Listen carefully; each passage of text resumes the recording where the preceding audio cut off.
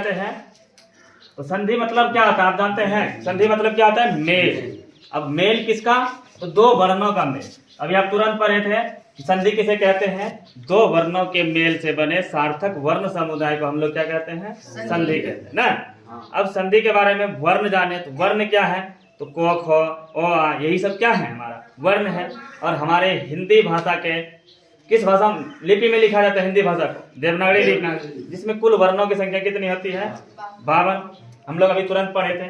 तो वही वर्ण के मेल से जो नए वर्ण समूह बनेंगे उसे ही हम लोग क्या कहेंगे? संधि कहते हैं। तो संधि कितने प्रकार के होते हैं? 3 प्रकार के, स्वर संधि, व्यंजन संधि और विसर्ग संधि। अब देखिए स्वर वर्ण किसे कहते हैं आप जानते हैं? किसे कहते हैं? वैसा वर्ण जो बिना किसी दूसरे की सहायता से खुद अपने से बोला जाए उसे हम लोग क्या कहते हैं? स्वर वर्ण कहते हैं। जैसे ओ आ हर्षई दीर्घई हर्षौ दीर्घौ ना, तो वही ओ आ वाले आपस में जब मेल करेंगे ना वर्ण, तो उसे ही हम लोग क्या कहेंगे? स्वर वर्ण कहते हैं। यहाँ लिखा हुआ देखिए, दो स्वर वर्णों के मेल से बने नए वर्ण समुदाय को हम लोग क्या कहते हैं? स्वर संधि कहते हैं। यानी दो स्वर वर्ण ही आपका मिलना चाहिए। समझ गए? आपस में क्या मिलना चाहिए? दो स्वर वर्ण। कहिए सर देव जोर ईश लिखा हुआ है देवेश, तो यहाँ दो स्वर वर्ण कहाँ मिल रहा है? यहाँ तो आप देव और ईश को मिला रहे हैं ना। यहाँ पे आप क्या मिला रहे हैं? देव और ईश को मिला रहे हैं। दो वर्ण कहाँ मिल रहा है? आप बोले अभी तुरंत ओ आ को मिलाएंगे, तो यहाँ ओ आ कहाँ कहीं मिल रहा है? आप तो देव और ईश को मिला रहे हैं ना। तो देखिए कहाँ पे मिलता है? तो देव, देव को जब आप उच्चारण कीजिएगा तो कीजिए उच्चारण देव को, देव। लास्ट में क्या आया? ओ आया? नहीं आया। देव को पढ़िए तो लास्ट में ओ आया कि नहीं आया? और ईश को पढ़िए तो ओ, और ये क्या है? हर्षई है। तो देव और ईश दोनों ओ और हर्षई के मेल से क्या बनता है?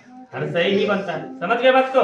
तो यही यहाँ पे मेल हुआ। जब देव को आप उच्चारण कीजिएगा देव, देव नहीं लास्ट में आता है, तो यही ओ और इस हर्षई के मेल से क्या बन गया? यहाँ पे ए बन गया, देवे। कोई दिक्कत नहीं ना। उसी तरह इसको पढ़िएगा, यदि, यदि, यदि लास्ट में क्या निकल रहा है? ई नहीं निकल रहा है? यदि ई हो रहा है कि नहीं हो रहा है? तो वही ई और यहाँ पे ओ के मेल से क्या बन गया? हर्षई। ओ और हर्षई के मेल से क्या बन गया है?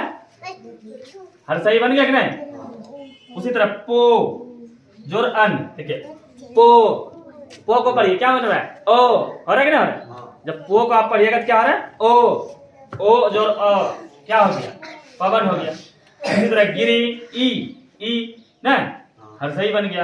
पितृ री आया ना जोर आ, पित्रादेश से ए आया ए, तो ए भी आपका ओ में आता है कि नहीं आता है?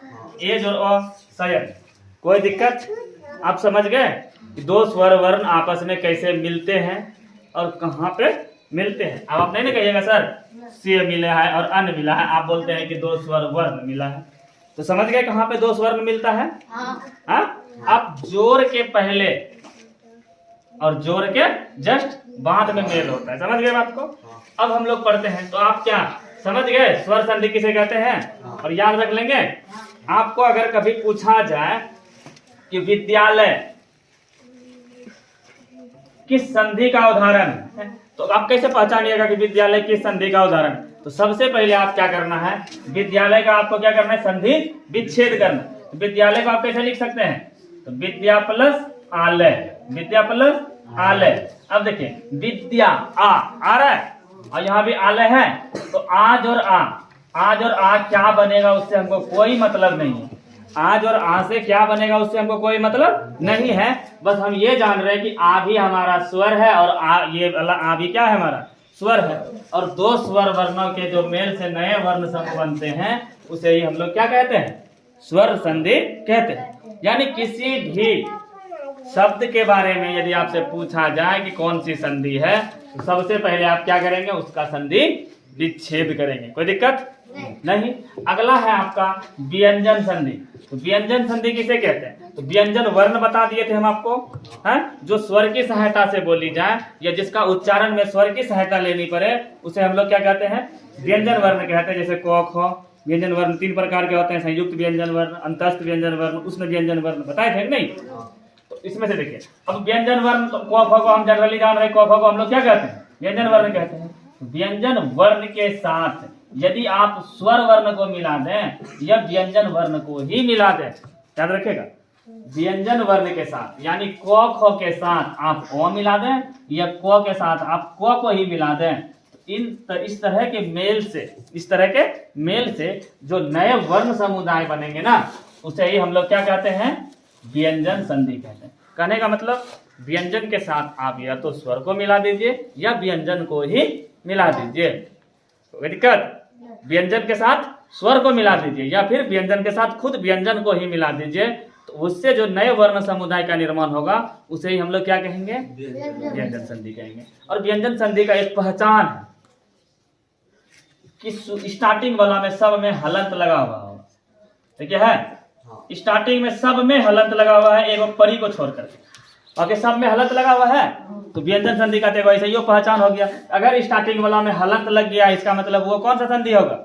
व्यंजन संधि होगा। तो ऐसे भी पकड़ लीजिए आप लोग। तो जैसे देखिए अब वाक जोर जाल, वाक जाल बन गया है, उत जोर नति से क्या बन गया, उन्नति बन गया, सत जोर जन से क्या बन गया, सज्जन बन गया, सम जोर योग से क्या बन गया, संयोग बन गया, जगत जोर आनंद से क्या बन गया, जगदानंद बन गया, उत जोर हार से क्या बन गया, उद्धार बन गया, सम जोर तोष से संतोष बन गया, परि जोर छेद से परिच्छेद बन गया। अब कहिएगा सर कैसे मेल हो रहा है, परि क्या बोलेंगे, परि, देखिए परि में ई आ रहा है क्या आ रहा है, और जोर छेद छ आया कि नहीं आया, आया, परि जोर छेद से, इस प्रकार से परिच्छेद बन गया। तो एगो स्वर एगो व्यंजन, एक स्वर और एक व्यंजन के मेल से, एक स्वर और एक व्यंजन के मेल से भी जो नया वर्ण समुदाय बनेगा उसे भी हम लोग क्या कहेंगे, व्यंजन संधि कहेंगे। अब जो वाक को पढ़िए, वाक इसमें आ रहा है, आ कहीं पे देखे तो आ रहा है क्या, वाक, वाक सीधा को पे आके रुक जाते हैं हम लोग। तो को हमारा क्या व्यंजन वर्ण है या स्वर वर्ण है, व्यंजन वर्ण है। और यहाँ देखिए जाल, जा जा जा जा, जा में जो ही हो रहा है कि ओ आ रहा है, नहीं ना, ये तो हम जानते ही हैं कि कोई भी व्यंजन ऐसा नहीं है जो बिना स्वर की सहायता से बोल सके। को भी पढ़ेंगे तो उसमें ओ का उच्चारण आएगा, का आ रहा है, अरे ख पढ़ते हैं हम लोग पढ़ते ख, ख ओ आ रहा है कि नहीं लास्ट में। ऐसा कोई व्यंजन है ही नहीं जिसे हम बिना स्वर की सहायता से पढ़ सकें। किसी भी व्यंजन को पढ़ने के लिए हमें स्वर की सहायता लेनी पड़ती है। समझ गए बात को। व्यंजन वर्ण हम किसे कहेंगे, किसी स्वर वर्ण के साथ या तो व्यंजन को मिला देंगे या व्यंजन वर्ण के साथ ही हम लोग किसको मिला देंगे, व्यंजन वर्ण को मिला देंगे। उससे जो नए वर्ण समुदाय का निर्माण होगा उसे हम क्या कहेंगे, व्यंजन संधि कहेंगे। और व्यंजन संधि का पहचान क्या, जिसके स्टार्टिंग वाले संधि विच्छेद में क्या हो, हलंत लगा हुआ हो, उसे हम लोग क्या कहेंगे, व्यंजन संधि कहेंगे। कोई दिक्कत नहीं। अब हम लोग पढ़ेंगे विसर्ग संधि। विसर्ग संधि किसे कहते हैं, विसर्ग के साथ या तो आप स्वर को मिला दीजिए या तो आप व्यंजन को मिला दीजिए। यहाँ पे व्यंजन के साथ आप किसको मिला रहे थे, स्वर और व्यंजन को। यहाँ विसर्ग के साथ किसको मिलाएंगे, स्वर और व्यंजन को। तो किसका निर्माण होगा, विसर्ग संधि का निर्माण होगा। यानी विसर्ग के साथ स्वर या व्यंजन के मेल से बने सार्थक वर्ण समुदाय को हम लोग क्या कहते हैं, विसर्ग संधि कहते हैं। तो देखिए यहाँ विसर्ग है क्या, और विसर्ग संधि का पहचान है कि स्टार्टिंग वाला में यानी शुरुआती वाला में सब में विसर्ग लगा हुआ ही होगा, सब में। एक पहचान हो गया। व्यंजन संधि में हलंत लगा होगा, विसर्ग संधि में क्या पर है सर, पहला वाला में विसर्ग लगा होगा। जैसे दुह जोर गुण, दुर्गुण, बही जोर मुख, बहिर्मुख, दुह जोर शासन, दुशासन, यश जोर दान, यशोदा, निह जोर जन, निर्जन, निह जोर संदेह, निसंदेह, निह जोर पक्ष, निष्पक्ष। तो सबके स्टार्टिंग में देखिए क्या लगा हुआ, विसर्ग लगा हुआ। अब विसर्ग के साथ या तो आप स्वर को जोड़ दीजिए या तो आप व्यंजन को जोड़ दीजिए, तो भी किसका निर्माण होगा, विसर्ग व्यंजन संधि का निर्माण होगा, विसर्ग संधि का, विसर्ग संधि का निर्माण होगा। ठीक है।